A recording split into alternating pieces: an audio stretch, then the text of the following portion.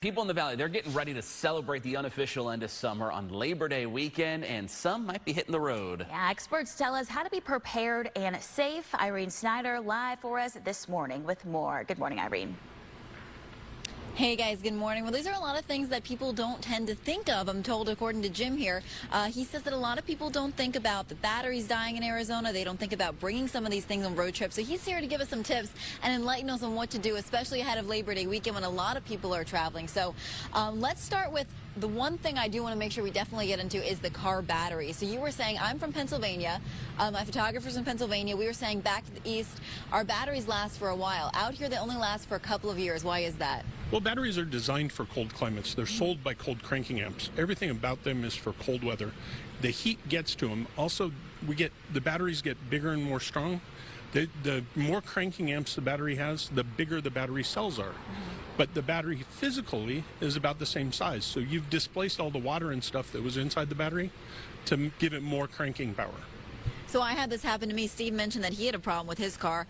My car battery died a couple months ago, ended up blocking out part of the street because I didn't realize coming from back east it only lasted a couple of years. So that's something good to double check before a road trip. But what are some other things that are good to double check? Well, your wipers. We don't use them very often in Arizona because we don't get a lot of rain. So they glue themselves to the windshield, and then when you go to use them, the strip ends up peeling off. It should be flexible. It should be clean. This is an old style wiper where it has like contact points.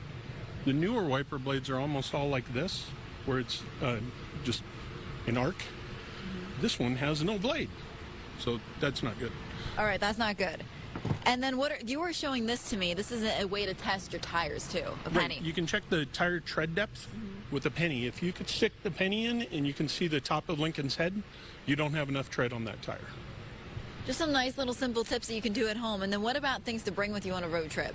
Well, a lot of people don't think about umbrellas, but umbrellas are great in Arizona because it gives you shade when you don't have any.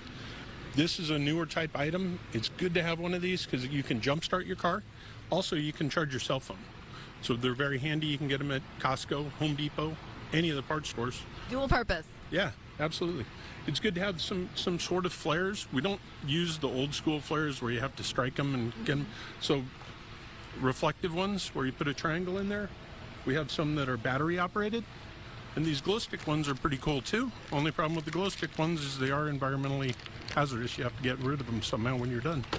But it's also a good idea to have rags, towels, something to put underneath you if you have to get to working on the car.